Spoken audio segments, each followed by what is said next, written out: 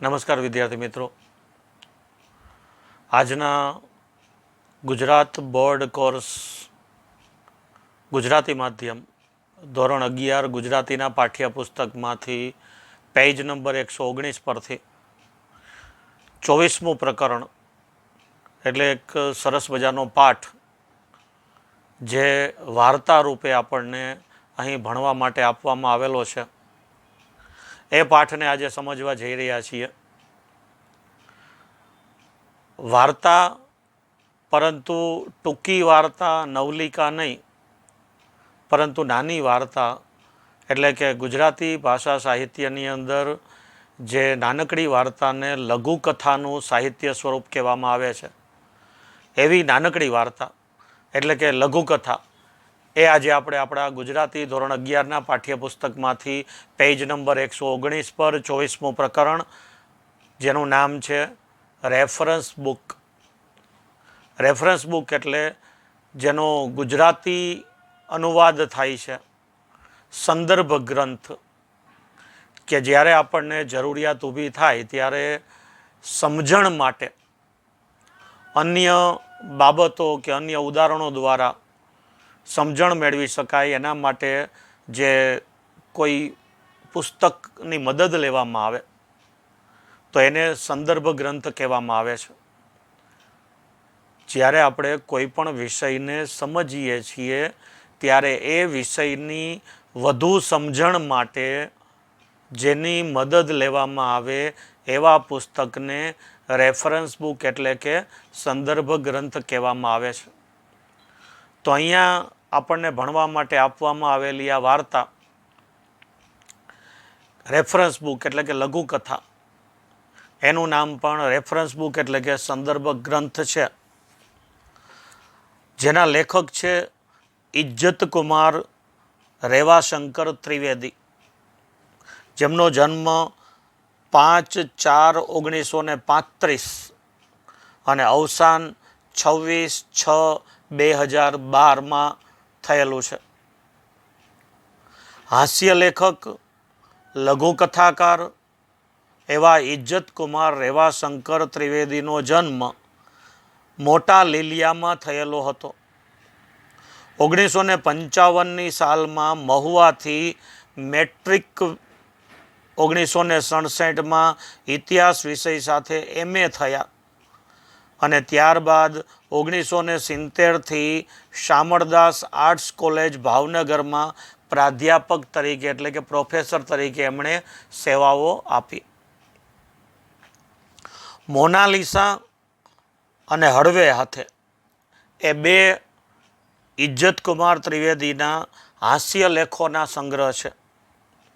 કાસમ માસ્તરનું વસિયતનામું ગુજરાતી સાહિત્યનો સૌથી પહેલો લઘુકથા સંગ્રહ છે. કાંટા, ગુલાબ અને બાવળના, સુદામાના તાંદુલ, વામનના પગલા, રાઈના દાણા, ઘર દીવડા અને સાતમો કોઠો, આવા લઘુકથા સંગ્રહો એમના પ્રકાશિત થયેલા છે.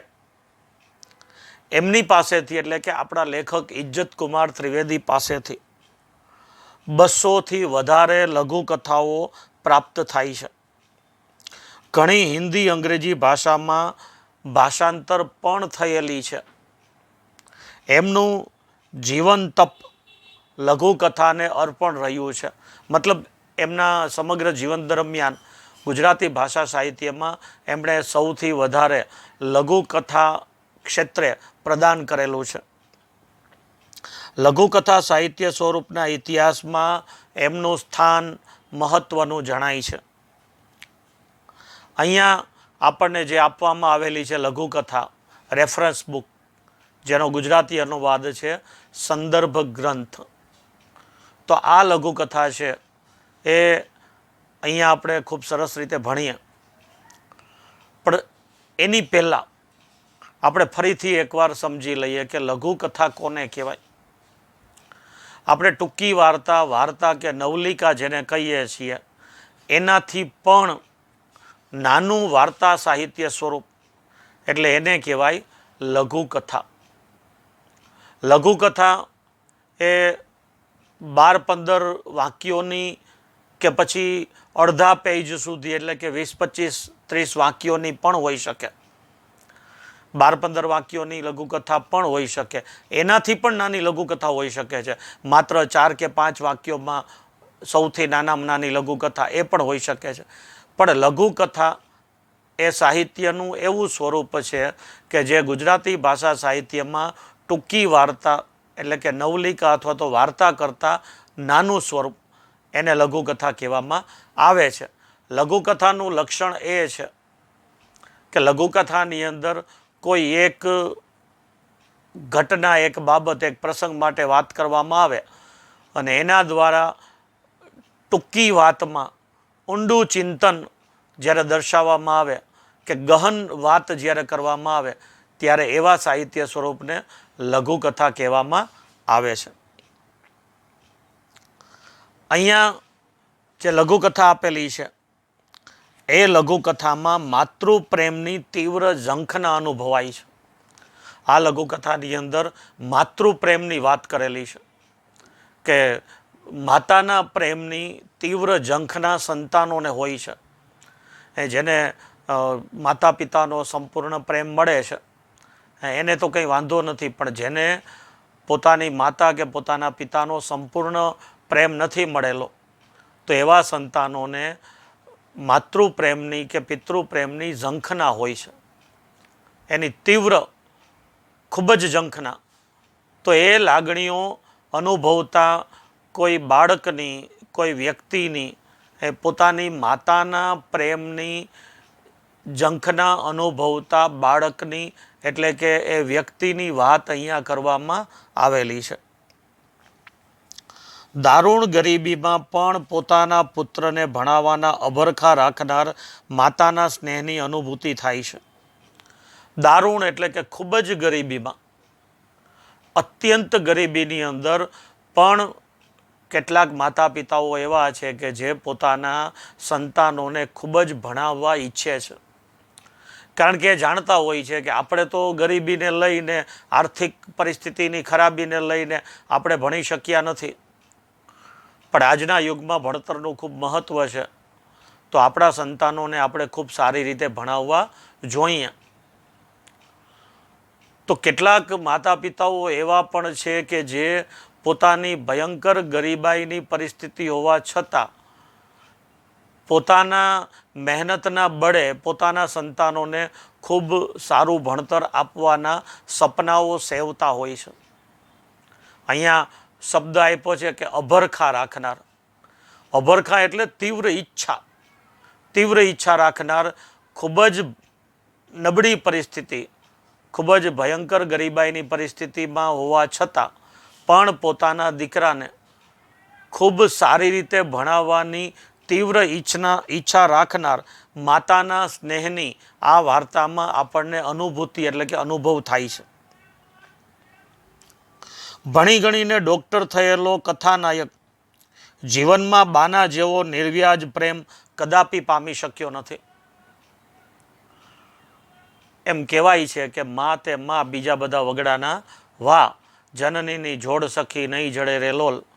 તો આવા તો અનેક પંક્તિઓ, અનેક વાક્યો આપણે માતા માટે કહી શકીએ છીએ. આપણી માતા માટે માતૃપ્રેમના નિબંધમાં આપણે ધારી એટલું લખી શકીએ છીએ, વધુમાં વધુ આપણે લખી શકીએ છીએ.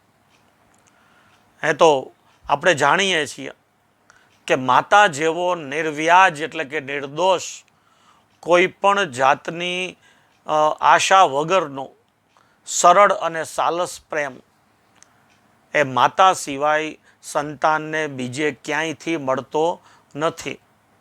તો અહીંયા પણ એ જ વાત લેખક સમજાવવા માગે છે, અથવા તો લેખક પોતે જ કથાના નાયક એટલે કે કથાના વાર્તાના હીરો છે.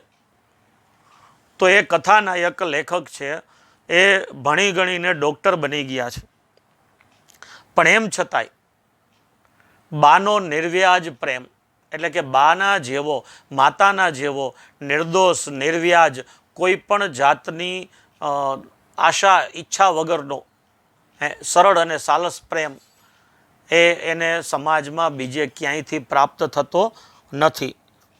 જીવનમાં જ્યારે જ્યારે માતાની જગ્યાનો ખાલીપો અનુભવાય છે ત્યારે ત્યારે માતાની સ્મૃતિ રૂપે સાચવેલી વસ્તુઓનો પિટારો ખોલી અને બેસી જાય છે. જીવનમાં જ્યારે જ્યારે એમ લાગે કે માતાના પ્રેમનો ખાલીપો લાગે, એકલતા લાગે, જ્યારે એમ લાગે કે અત્યારે મારી મા હોત તો, કારણ કે દરેક સંતાન છે એ પોતાના મનની આંતરિક મનની વાતો એ ઘણીવાર પિતાને ન કહી શકે પણ માતાને કહી શકે છે. માતાની પાસે પોતાનું હૃદય ખુલ્લું મૂકી શકે છે. બાળક નાનું હોય કે બાળક મોટું થઈને ગમે તેટલા મોટા થઈ જાય તો પણ એ પોતાના મનની, પોતાના હૃદયની, આંતરિક મનની વાત એ પોતાની માતા સામે એ સહેલાઈથી મૂકી શકે છે. તો જ્યારે જ્યારે એમ થાય કથાનાયકને કે એકલતા અનુભવાય છે તો એવા સમયે એને પોતાના માતાની યાદ આવે છે. એટલે પણ માતા છે નહીં, માતાની યાદ આવે છે પણ માતા હોય તો, માતા છે નહીં એટલે માતાના પ્રેમનો ખાલીપણું અનુભવાય છે. તો એવા સમયે એ પોતાના માતાની યાદી રૂપે સાચવી રાખેલી કેટલીક ચીજ વસ્તુઓ એનો એક પિટારો એટલે કે એની એક સુટકેસ અથવા તો પેટી કે જેની અંદર પોતાની માતાની યાદી રૂપ ચીજ વસ્તુઓ એણે સાચવી રાખી છે. તો એવા એક પટારા એટલે કે એવી એક પેટી, એ પેટીને એ ખોલીને બેસી જાય છે અને પોતાની એ માતાની ચીજ વસ્તુઓને જુએ છે. પણ આ બાબત જોઈ અને એની પત્ની ચીડાય છે, એની પત્નીને ગુસ્સો આવે છે કે તમે શું આ તમારા માતાની ચીજ વસ્તુઓનો આ પેટી ખોલીને વારંવાર બેસતા હો છો. એની પત્નીને ગુસ્સો આવે છે કારણ કે એના માટે આ બાબતનું કોઈ મહત્વ નથી અને એનું જે મહત્વ છે એ માત્ર કથાનાયકને ખબર છે, એની પત્નીને મહત્વ સમજાતું નથી. એટલે ચીડાયેલી પત્નીના પ્રશ્નનો ઉત્તર આપતા લેખક એટલે કે કથાનાયક એને કહે છે કે આ પોટલીમાં મારા જીવનની રેફરન્સ બુક એટલે કે સંદર્ભ ગ્રંથ છે. રેફરન્સ બુક માત્ર અભ્યાસ માટે જ નથી હોતી, જીવન અભ્યાસ માટે પણ હોય છે. અહીંયા લેખક એક ઊંડી વાત સમજાવે છે કે રેફરન્સ બુક છે એ માત્ર અભ્યાસ માટે નથી પણ એ જીવનના અભ્યાસ માટે પણ છે. મતલબ સંદર્ભ ગ્રંથ, વધુ સમજણ પ્રાપ્ત કરવા માટેની બુક એટલે એ સંદર્ભ ગ્રંથ છે.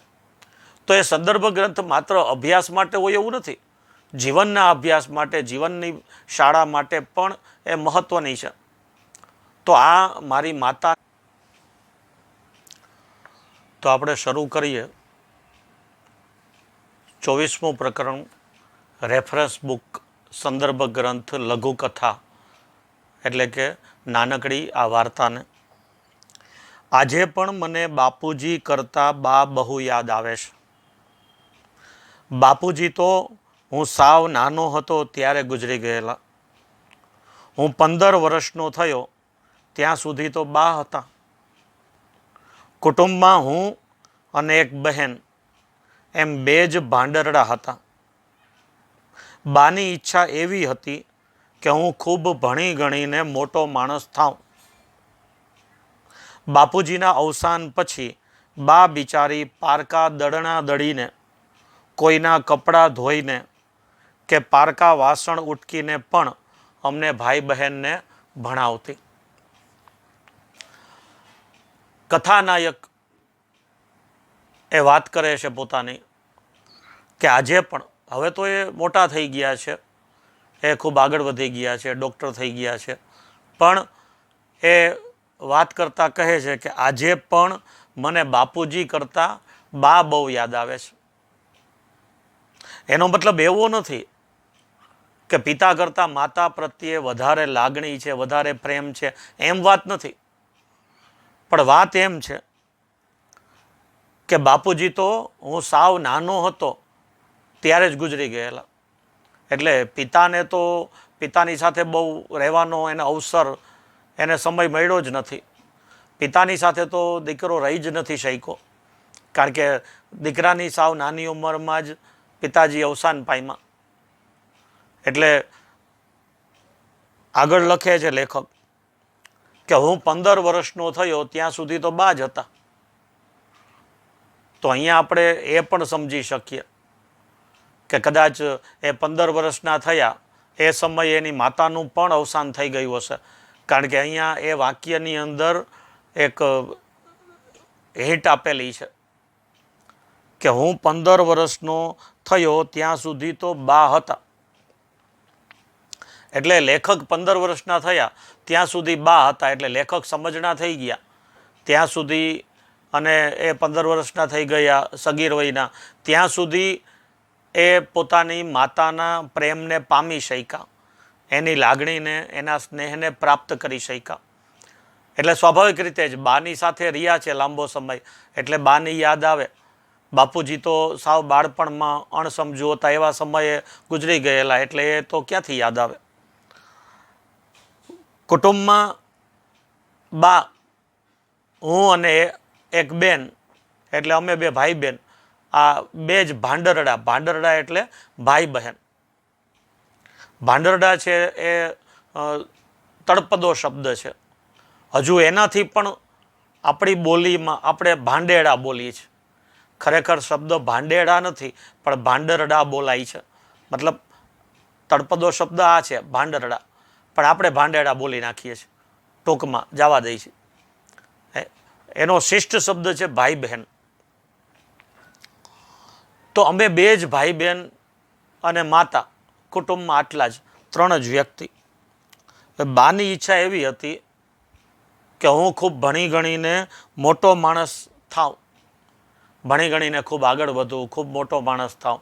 આમ જોવા જાઓ તો તમે સમજો છો કે દરેક માતા પિતાની ઈચ્છા એવી હોય કે પોતાનું સંતાન ભણી ગણીને ખૂબ આગળ વધે અને મોટા માણસનો અહીંયા મતલબ છે સારું કામ, સારો વ્યવસાય કે સારી નોકરી, ઊંચો હોદ્દો,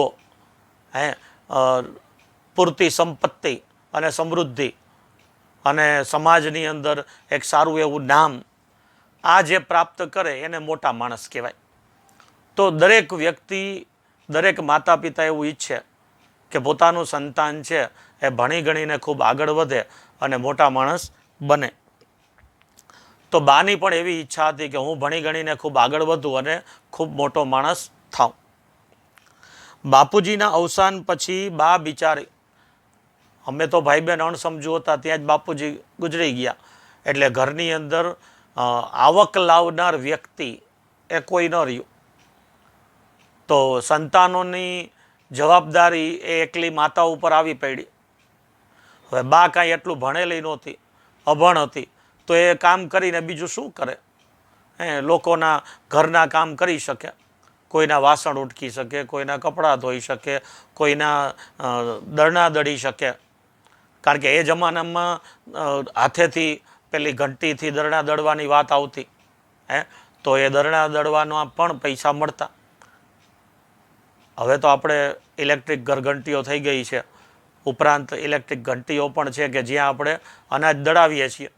પહેલાં તો ઘરમાં જે પોતે ન દળી શકતા એ બીજા પાસે આ પ્રમાણે દળાવતા, અને એનો દળાવવાનો જે કાંઈ ખર્ચ છે એ આપી દે, એનું વળતર આપી દે.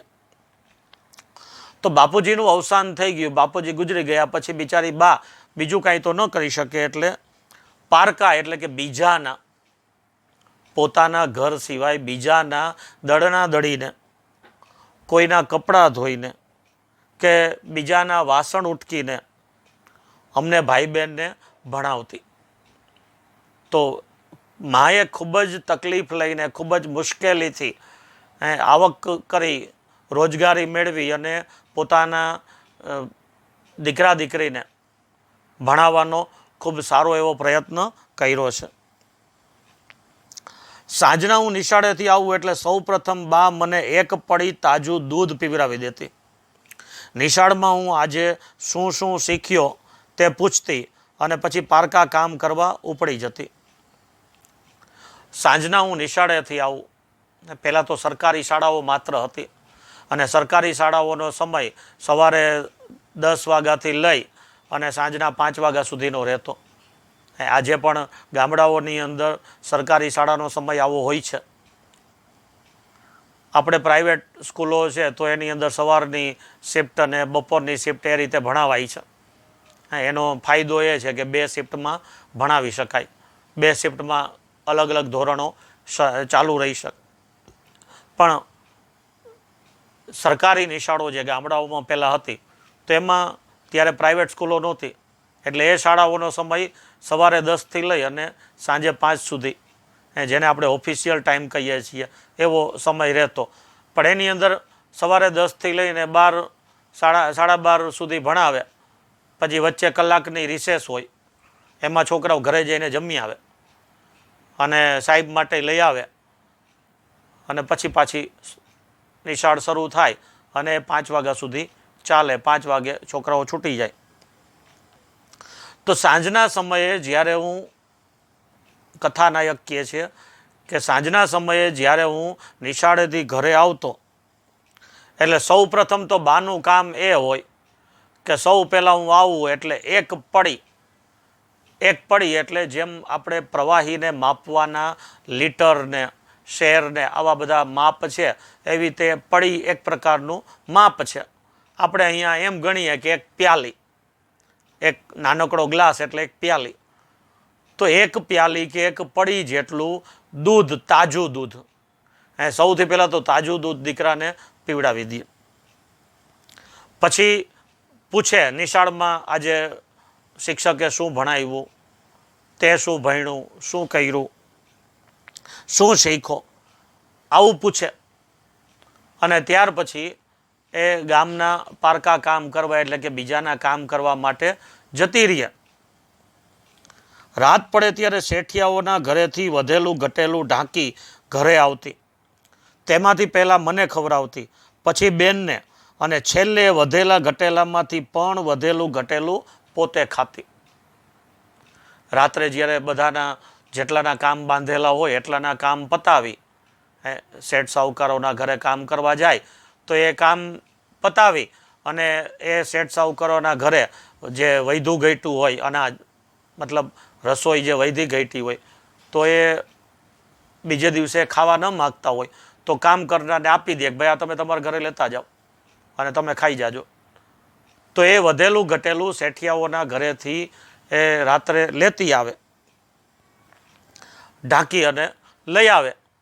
સૌથી પહેલાં એમાંથી મને ખવડાવે એટલે કે દીકરાને ખવડાવે, પછી બેનને ખવડાવે અને પછી એ વધેલા ઘટેલામાંથી અમને બેયને ખવડાવ્યા પછી જે વધે એમાંથી બા પોતે ખાય. રાત્રે હું ફોટા વગરના મોઢિયા ફાનસના અજવાળામાં વાંચવા બેસું ત્યારે બા મારી પાસે બેસી ને બજર ઘસતી બેસતી. રાત્રે હું ફોટા વગરના મોઢિયા ફાનસના અજવાળામાં, તમને ખબર છે ને એક ડબ્બી હોય અને ડબ્બીની ઉપર નાનકડી એક ભૂંગળી હોય, એની અંદર એક વાટ હોય અને એ પેટાવી અને જે ફાનસ કરવામાં આવે એને મોઢિયા વગરનું ફાનસ કહેવાય. અને બીજા એક ફાનસ આપણને ખ્યાલ છે કે કાચના ફોટાવાળા, કાચનો જે ગોળો હોય એની અંદર વાટ હોય, એ વાટ સળગાવવામાં આવે અને કાચનો ગોળો હોય એના કારણે એને પવન ન લાગે, તો એવું ફાનસ પણ હોય. પણ અહીંયા તો ગરીબાઈ હતી એટલે એવું કાચના ફોટાવાળું એ નહોતું ફાનસ, પણ એની જગ્યાએ ખુલ્લા મોઢિયાવાળું એટલે ખુલ્લી વાટવાળું એ જે દીવો જેને આપણે કહી શકીએ, દીવા જેવું એ ફાનસના અજવાળે જ્યારે હું વાંચવા બેસું કે હોમવર્ક કરવા બેસું, આજે તો આપણે વીજળીની, ઇલેક્ટ્રિકની સગવડ છે, પણ કેટલાય વિદ્યાર્થીઓ કેટલાય મહાન માણસો એવા પણ છે કે જે ફાનસના કે સ્ટ્રીટ લાઇટના અજવાળે કે પછી દીવાના અજવાળે ભણી અને મહાન બની ગયા છે. આપણે તો આજે હોમવર્ક આપ્યું હોય શિક્ષકે અને બીજે દિવસે આપણે હોમવર્ક કર્યા વગર આવીએ છીએ અને શિક્ષક પૂછે છે તો તરત આપણે એવો જવાબ દઈ છીએ, સાહેબ કાલે લાઇટ નહોતી, અમારે હોમવર્ક કેમ કરવું? વીજળી વગર આપણે હોમવર્ક પણ નથી કરી શકતા, વીજળી વગર આપણે વાંચી પણ નથી શકતા. કેટલાક ગામડાઓ એવા પણ છે કે જ્યાં દિવસમાં લાંબો સમય વીજળી નથી હોતી, તો એ વિદ્યાર્થીઓ કઈ રીતે ભણતા હશે? આપણે સગવડ છે એટલે આપણે બાના કાઢીએ છીએ, સાહેબ કાલે લાઇટ વહી ગઈ હતી. હવે ખરેખર લાઇટ વહી ગઈ હોય 2 કલાક, પછી આખો દિવસ ને આખી રાત એમને એમ કાઢી નાખ્યા. ઘણીવાર કેટલાક વિદ્યાર્થીઓ આવા બાના કાઢતા હોય છે. પછી એ બાનામાંથી અમારે કેમ પકડવા એ શિક્ષકોને આવડે જ છે. ક્યારેક લેટ ગો કરીએ છીએ, ક્યારેક પકડીને સજા પણ કરીએ છીએ, પનિશમેન્ટ પણ કરીએ છીએ. જો આપણી ઈચ્છા છે તો આપણે આપણું કાર્ય કોઈ પણ સંજોગોમાં કરી શકીએ છીએ. બપોરની સ્કૂલ હોય, જેમ આપણે બપોરની નિશાળ છે, બપોરની શિફ્ટનો સમય છે, તો સાંજે 5 વાગે કે 6 વાગે કે 6:30 7 તમે ઘરે પહોંચી જાઓ છો. તો ત્યાર પછી ઘણા વિદ્યાર્થીઓ એવું બાનું કાઢે, સાહેબ સાંજે ટાઈમ જ ન મળ્યો, સમય ન મળ્યો. તો તમે શું કર્યું? અત્યારનો સમય એવો તો નથી કે ક્યાંય રાત્રે 8:30 વાગ્યામાં કોઈ સૂઈ જતું હોય. હવે તો ગામડામાં કોઈ 8:30 વાગ્યામાં નથી સૂઈ જતા, કારણ કે હવે તો ગામડામાં પણ ટીવી ને બધું છે, બધા સગવડના સાધનો છે. પહેલાંનો જમાનો એવો હતો કે 8 વાગ્યા ત્યાં ગામડામાં હોપો પડી જતો, બધા સૂઈ ગયા હોય. 8:30 9 એટલે તો અડધી રાત થઈ જાય ગામડામાં. પણ એની સામે સવારમાં 4 વાગ્યામાં ઉઠતાય હોય. આજે એવું નથી. આજે તો ગામડામાં પણ ટીવી ને ચેનલો ને બધું પહોંચી ગયું છે. ગામડામાં પણ રાતના 12 વાગ્યા સુધી 1 વાગ્યા સુધી લોકો જાગતા હોય છે. તો આજના સમયમાં કોઈ એવી વાત કરે કે રાત્રે ટાઈમ જ ન મળ્યો, આમ તેમ, તો એ ખરેખર ખોટી વસ્તુ છે. એ આપણે કાર્ય ન કરવાની ગણતરી છે, એટલે કાર્ય ન કરવાની એ ચોરી છે, એટલે એવું થાય છે. પણ જેને કરવું છે કાર્ય, જેને ભણવું છે, એ કોઈ પણ ભોગે ભણી શકે, દીવાના અજવાળે ભણી શકે. પણ એ સૌની ઈચ્છાની વાત છે. પણ અહીંયા આપણે વાત કરીએ કે મોઢિયા ફાનસના અજવાળામાં જ્યારે હું વાંચવા બેસું ને ત્યારે બા પણ રાત્રે મારી બાજુમાં બેસે, મોઢામાં દાંતે બજર ઘસીને. કેટલીક ગામડાની સ્ત્રીઓને દાંતે બજર ઘસવાની કે નાકમાં છીકડી સૂંઘવાની ટેવ હોય છે. એક પ્રકારનું વ્યસન છે સ્ત્રીઓનું. જેમ પુરુષોના વ્યસન હોય છે એમ સ્ત્રીઓનું વ્યસન પણ હોય છે. તો એ સ્ત્રીઓનું વ્યસન છે કે દાંતે બજર ઘસવી અથવા તો નાકે છીકણી સૂંઘવી. મોટે ભાગે આ મોટી ઉંમરની સ્ત્રીઓને આ ટેવ, આ વ્યસન હોય છે. તો બા છે એ દાંતે બજર ઘસતી, મોઢામાં બજર નાખી અને પછી એ મારી બાજુમાં બેસે. બા તો બિચારી અભણ હતી, તેથી તેને કંઈ ખબર પડતી નહીં. પણ મને ભણાવવાની ઉત્કંઠા એટલી તીવ્ર હતી કે ઘણી વખત પોતાની આંગળી ચીંધી અને મારા ટેબલ પર પડેલું કોઈ પુસ્તક બતાવતા કહેતી કે ભાઈ, આ લાલ પુઠ્ઠાવાળી ચોપડી તે હમણાં હાથમાં લીધી જ નથી, ભૂલી તો નથી ગયો ને? બાના પ્રશ્નનો જવાબ હું હસીને આપતો કે બા, એ તો રેફરન્સ બુક છે, એટલે જરૂર પડે ત્યારે એ જોવાય, ત્યારે એ વંચાય. બા તો બિચારી અભણ હતી, એટલે એને બીજી તો કાંઈ ખબર ન પડે. પણ એ મારી બાજુમાં બેઠી હોય ને, તો હું વાંચતો હોઉં, હું લખતો હોઉં, હોમવર્ક કરતો હોઉં, તો એવા સમયે મારી બાજુમાં બેઠી હોય ને, તો મને ભણાવવાની એની તીવ્ર ઈચ્છા એટલી, એની તીવ્ર ઉત્કંઠા એટલી બધી કે એનું ધ્યાન હોય, એની નજર હોય. એટલે ક્યારેક ક્યારેક એવું બને કે બા ઘણી વખત પોતાની આંગળી ચીંધીને મારા ટેબલ ઉપર પડેલું એક લાલ પુઠ્ઠાવાળું પુસ્તક બતાડીને એમ કહે કે ભાઈ તે આ લાલ પુઠ્ઠાવાળી ચોપડી છે એ તે ઘણાય દીથી લીધી નથી હો. તો એ વાંચવાનું ભૂલી નથી જતું ને ભાઈ. માતાનું ધ્યાન કેટલું રહે છે એની વાત અહીંયા લેખક સમજાવે છે. આ વાત અહીંયા માતા પિતાને પણ લાગુ પડે છે કે જ્યારે બાળક ભણે છે કે સંતાન અભ્યાસ કરે છે એવા સમયે ઘરમાં માતા પિતાને તો કદાચ સમય ન હોય કારણ કે એ બહાર એના કામમાં વ્યસ્ત હોય, તો ઘરમાં માતાએ મોટા ભાઈ બહેને આ ભણતા નાના ભાઈ બહેનો ઉપર, સંતાનો ઉપર પોતાનું કાર્ય કરતાં કરતાં ધ્યાન આપવું જોઈએ કે આ શું કરે છે, કેટલો અભ્યાસ કરે છે. આમાં ભણેલા કે અભણ હોવાનો કોઈ ભેદ નથી. ભણેલા હોય કે અભણ હોય, જો કેવી વાત માતા ધ્યાન રાખે છે કે આ લાલ પુઠ્ઠાવાળું પુસ્તક છે તે ઘણા સમયથી હાથમાં નથી લીધું એટલે એ તે વાંચ્યું નથી તો ભૂલી તો નથી જતો ને પહેલાં.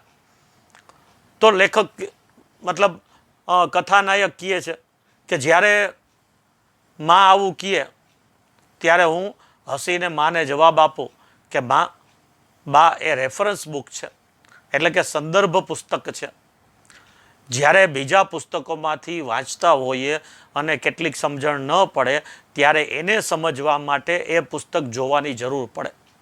એટલે રેફરન્સ બુક, સંદર્ભ ગ્રંથ છે, એટલે એને વારંવાર વાંચવાની જરૂર પડે એવું હોતું નથી. આવું હું બાને સમજાવતો. બા કહેતે ઠીક ભાઈ, તો વાંધો નહીં, તને ખબર હોય પછી કોઈ ચિંતા નથી, એમ કહીને બા મારા માટે ચા બનાવવા રસોડામાં જતી રહેતી. હું મેટ્રિકની પરીક્ષા દેવા ગયો તે દિવસે બાએ 2 પૈસા ઉછીના ઉધાર કરીને પણ લાપસી રાંધી હતી. બા એમ કે તો તને ખબર હોય ને, તને આ પુસ્તક તારા ધ્યાનમાં છે ને, ભૂલી તો નથી ગયો ને, તને ખબર જ પછી કાંઈ ચિંતા નથી, તો ભલે તું તારું ભણવાનું કર. આમ કહીને પછી બા રસોડામાં જતી રહીએ, મારા માટે ચા બનાવે કે ભાઈ દીકરો વાંચે છે, લખે છે, તો મોડી રાત સુધી વાંચવું લખવું હોય તો વચ્ચે એકાદ વાર ચા પાય તો ટેકો રહીએ. પછી આગળ જણાવે છે કથાનાયક કે જ્યારે હું મેટ્રિકની પરીક્ષા દેવા, અગાઉના સમયની અંદર 11મું ધોરણ ઇન્ટર કે મેટ્રિક ગણાતું, હવે 10મું ધોરણ ગણાય છે. 10મું ધોરણ એટલે મેટ્રિકની પરીક્ષા કહેવાય. એટલે ત્યાંથી પછી તમે હાયર લેવલના અભ્યાસક્રમમાં પગ મૂકો છો, એટલે કે એમાં આગળ વધો છો. જે અત્યારે તમે શરૂ કરી રહ્યા છો, તમે 10મા ધોરણની પરીક્ષા દઈ દીધી, હવે તમે હાયર લેવલના અભ્યાસક્રમમાં તમે આગળ વધી રહ્યા છો, મતલબ ઉચ્ચ અભ્યાસક્રમમાં. અને એટલા માટે જ હવે તમે હાયર સેકન્ડરીમાં, એટલે કે ઉચ્ચતમ અભ્યાસક્રમમાં તમે પ્રવેશ કરી રહ્યા છો, તો એને મેટ્રિક કહેવાય. છેલ્લું વર્ષ જે હોય એને મેટ્રિક કહેવાય. અહીંયાથી પછી તમે ઉચ્ચતમ અભ્યાસક્રમની અંદર આગળ વધી રહ્યા છો. તો એ મેટ્રિકની પરીક્ષા હું જ્યારે, એટલે કે 10મા ધોરણની પરીક્ષા આપવા જ્યારે હું ગયો, એ દિવસે પહેલું પેપર જ્યારે દેવા ગયો, પરીક્ષા આપવા પહેલી, ત્યારે એ દિવસે માએ કોઈની પાસેથી 2 પૈસા ઉછીના લઈને, ત્યારે 2 પૈસાની કિંમત હતી, તો 2 પૈસા ઉછીના લઈને પણ ઘરમાં લાપસી રાંધી, એટલે કે મીઠાઈ કરી. એ જમાનામાં મીઠી વસ્તુ એટલે કે મીઠાઈ કરવી એટલે લાપસી ને ચૂરમાના લાડુ ને આ બધું હતું. હવે આપણી મીઠાઈઓ બદલી ગઈ છે બધી, હવે જાતની મીઠાઈઓ થઈ ગઈ છે. પણ પહેલાંના જમાનામાં કોઈ પણ શુભ કાર્યની વાત હોય તો એ શુભ કાર્યમાં લાપસી બનાવવામાં આવતી. તો આ જીવનનું પહેલું પગથિયું પસાર કરવા માટેની પરીક્ષા આપવા જઈ રહ્યા હોય તો એના માટે થઈને એ લાપસી રાંધવામાં આવતી. તો બાએ લાપસી રાંધી હતી. હું મેટ્રિકમાં પાસ થયો એ પછીના મહિનામાં જ બાનું અવસાન થયું. બા વગરના જીવવાના વિચાર માત્રથી હું થરથરી ઉઠ્યો હતો. બાની કોઈ તસવીર તો હતી નહીં, તેથી બાની સ્મૃતિ જાળવી રાખવા બાની તપકીરની ડાબલી, એક દાંડલી તૂટી ગયેલા ચશ્મા, જે સાડલાના છેડાથી બાએ મારી આંખના આંસુ મરતી વખતે લૂછ્યા હતા તે સાડલો, અને જે ડબ્બામાં બા મારા માટે ભાગ રાખી મૂકતી તે ડબ્બો, આ બધી વસ્તુ એક પોટલીમાં બાંધી એક બેગમાં તાળું મારી અને સાચવી રાખી હતી. હું મેટ્રિકમાં પાસ થઈ ગયો અને પાસ થયાના મતલબ મારું પરિણામ આવ્યું અને એના પછીના મહિનામાં જ મારી માતાનું અવસાન થયું. મેટ્રિક પાસ થયાના પછીના મહિનામાં જ મારી માતાનું અવસાન થયું. બા નથી, હવે બા વગર હું એકલો કેમ જીવીશ? એ એકમાત્ર વિચારથી હું ધ્રુજી ઉઠ્યો હતો. બાની કોઈ તસવીર, બાનો કોઈ ફોટો તો હતો નહીં. એટલા માટે બાની સ્મૃતિ, બાની યાદી જાળવી રાખવા માટે થઈ અને બાની યાદમાં બાની તપકીર, જે એ બજર કસતી ને, એ બજર જેમાં ભરતી, એ તપકીરની ડબલી, એક દાંડલી તૂટી ગયેલા બાના ચશ્મા, જે સાડલાના છેડાથી બાએ મરતી વખતે હું રડતો હતો, મારી આંસુ લૂછી હતી, એ સાડલો, અને જે ડબ્બામાં બા હંમેશા મારા માટે ભાગ રાખતી, એટલે કે નાસ્તો રાખતી, એ ડબ્બો, આ બધી વસ્તુ મેં સાચવી, ભેગી કરી, એક પોટલીમાં બાંધી અને એક બેગમાં તાળું મારી અને એને સાચવી રાખી હતી. પછી તો આગળ ઉપર જીવન તો કાંઈ પૂર્ણ થઈ જતું નથી. કોઈનું અંગત વ્યક્તિઓનું અવસાન થાય તો પણ એનાથી કોઈનું જીવન અટકતું નથી. જીવન તો ચાલુ જ રહેવાનું છે, સમય પસાર થતો રહેવાનો છે. તો પછી બાના આશીર્વાદથી હું ખૂબ ભણી ગણી અને ડૉક્ટર થયો. એક મોટી હોસ્પિટલમાં હું ચીફ મેડિકલ ઓફિસર, એટલે મુખ્ય મેડિકલ ઓફિસર, મુખ્ય ડૉક્ટર તરીકે પણ એ હોદ્દો પ્રાપ્ત કર્યો. પણ બાના જેવો નિર્વ્યાજ, સાલસ અને સરળ પ્રેમ, નિર્દોષ પ્રેમ હું કોઈના પાસેથી પ્રાપ્ત કરી શક્યો નહીં. મારી પત્ની પણ એક ડૉક્ટર છે. પછી તો લગ્ન થઈ ગયા અને સ્વાભાવિક છે, ડૉક્ટર છે તો ડૉક્ટરની પત્ની પણ ડૉક્ટર હોય. તો મારી પત્ની પણ ડૉક્ટર છે કે જેણે અમારા બધા છોકરાઓને અંગ્રેજી માધ્યમમાં જ મોટા કર્યા છે. એટલે ભણેલા ગણેલા છે એટલે એને એમ થાય કે આપણા સંતાનો પણ માત્ર ઇંગ્લિશ મીડિયમમાં જ ભણે. લોકોને પોતાના સંતાનોને ઇંગ્લિશ મીડિયમમાં ભણાવવાનો બહુ શોખ હોય છે, પછી ભલે ને પોતાને ઇંગ્લિશ કાંઈ આવડતું ન હોય, પણ પાછળથી મુશ્કેલીઓ ઊભી થાય છે ઘણી બધી. તો એ ધ્યાન રાખવું જોઈએ. પણ અહીંયા કથાનાયક કહે છે કે મારી ડૉક્ટર પત્નીએ અમારા સંતાનોને અંગ્રેજી માધ્યમમાં જ ભણાવી ગણાવીને મોટા કર્યા. પણ માં જેવો નિર્વ્યાજ પ્રેમ માણવાનો કે જોવાનો મને કદી પણ અવસર, તક મળી નથી. તો અહીંયા આપણા અભણ હોવા છતાં, ગુજરાતી માધ્યમના આપણા અભણ હોવા છતાં માતા પિતાનો જે નિર્દોષ, સાલસ અને સરળ પ્રેમ જે વ્યક્ત થાય છે, એ સાલસ, સરળ અને નિર્દોષ પ્રેમ એ અંગ્રેજી માધ્યમમાં જોવા નથી મળતો. આ વાત પણ અહીંયા લેખક આપણા સામે રજૂ કરે છે. તેથી દોમદોમ સાહેબીમાં પણ હું કદી કદી બેચેન બની જાઉં છું. દોમદોમ સાહેબી એટલે ખૂબ જ સમૃદ્ધિ અને ખૂબ જ સંપત્તિ સાથે જીવન જીવવું. તો આવી સાહેબીનું, સુખ સંપત્તિથી સમૃદ્ધતાનું જીવન હું જ્યારે જીવું છું તો એની વચ્ચે વચ્ચે પણ હું ક્યારેક ક્યારેક બેચેન બની જાઉં છું, ક્યારેક મૂંઝાઈ જાઉં છું, ક્યારેક મૂંઝવણમાં મુકાઈ જાઉં છું. અને ત્યારે છાનો માનો પેલી બેગ ખોલી અને બાની સ્મૃતિની પોટલી ખોલીને બેસું છું. જ્યારે હું મૂંઝાઈ જાઉં છું, જ્યારે મૂંઝવણમાં આવી જાઉં છું અને જ્યારે હું બેચેન, મારું હૃદય થઈ જાય છે, તો એવા સમયે હું બાની સ્મૃતિઓની જે પોટલી પેલી બેગમાં રાખેલી છે, એ બેગમાં રાખેલી પોટલી કાઢી લઉં છું અને એ પોટલી ખોલી અને બાના સ્મૃતિ ચિહ્નો રૂપી એ ચીજવસ્તુઓને મારી સામે રાખી અને બેસી જાઉં છું. તો આવા સમયે મને એ સ્મૃતિચિહ્ન રૂપી પોટલી ખોલી અને એ બાની યાદીની ચીજવસ્તુઓની સામે બેઠેલો જોઈ અને મારી પત્ની ખૂબ ચીડાઈને પૂછે છે, ગુસ્સે થઈને પૂછે છે કે બેગમાં એવું શું લખ્યું છે કે આમ ગાંડાની જેમ વારે ઘડીએ બેસી રહ્યો છું? એ પત્નીને સમજાતું નથી, અંગ્રેજી માધ્યમની છે, એને સમજાતું નથી, એને નિર્વ્યાજ પ્રેમની ખબર નથી. એટલે એ પોતાના પતિને ટોકી દે છે ગુસ્સામાં. કરે શું જ્યારે ને ત્યારે વારે ઘડીએ, એટલે કે વારંવાર ગાંડાની જેમ આ બેગ ખોલીને આ નકામી ચીજ વસ્તુઓ સામે રાખીને બેસી જાઓ છો. ત્યારે કથાનાયક જવાબ આપે છે કે આ પોટલીમાં મારા જીવનની એક રેફરન્સ બુક છે, જરૂર પડે ત્યારે તે જોઉં છું. એમ કહીને હું પોટલી ખોલવા બેસી જાઉં છું. હું એને જવાબ આપું છું કે આ પોટલીમાં મારા જીવનની એક એવી રેફરન્સ બુક છે કે જેમાંથી મને મારા જીવનનું બળ, મારા જીવનની તાકાત મને પ્રાપ્ત થાય છે. એટલે જ્યારે જરૂર પડે ત્યારે મારે એ રેફરન્સ બુક જોવી પડે, એ સંદર્ભ ગ્રંથ જોવો પડે, અને એટલા માટે એ પોટલી ખોલીને હું બેસી જાઉં છું. તો અહીંયા લેખક એ વાત પણ સમજાવે છે કે માતા પિતાની યાદીરૂપ ચીજવસ્તુઓ છે એ ક્યારેક આપણે એને સાચવેલી હોય અને એને જોઈએ ત્યારે જીવન જીવવાનું બળ પણ એમાંથી પ્રાપ્ત થાય. આગળ કથાનાયક લખે છે કે મારી મુશ્કેલી એ હતી કે હું તેને સમજાવી શકું તેમ ન હતો, અને તેની મુશ્કેલી એ હતી કે તે સમજી શકે તેમ ન હતી. કથાનાયક કહે છે મારી મુશ્કેલી એ હતી કે આ બાબત, આ નિર્વ્યાજ પ્રેમ, નિર્દોષ પ્રેમ એ શું બાબત છે, અને આને હું એ સંદર્ભ ગ્રંથ એટલે કે રેફરન્સ બુક કેમ કહું છું, એ વાત હું એને સમજાવી શકું એમ નહોતો, કારણ કે એને સમજાવવા માટેના શબ્દો મારી પાસે નહોતા, અને જે શબ્દોમાં કદાચ હું સમજાવવાનો પ્રયત્ન કરું તો એ સમજી શકે એવી સમજણ એની પાસે નહોતી.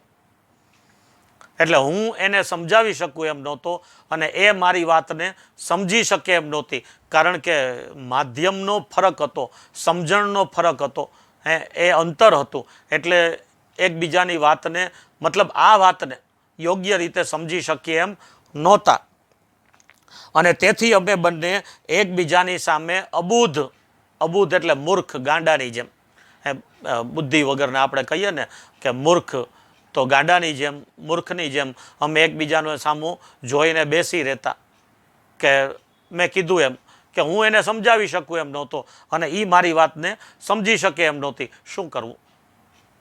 એટલે એ મારી સામે ગાંડાની જેમ બેસી રહેતી, તો હું એની સામે મૂર્ખની જેમ બેસી રહેતો, કારણ કે એકબીજાની વાતને એકબીજા પૂરી સારી રીતે સમજી શકીએ એમ નહોતા.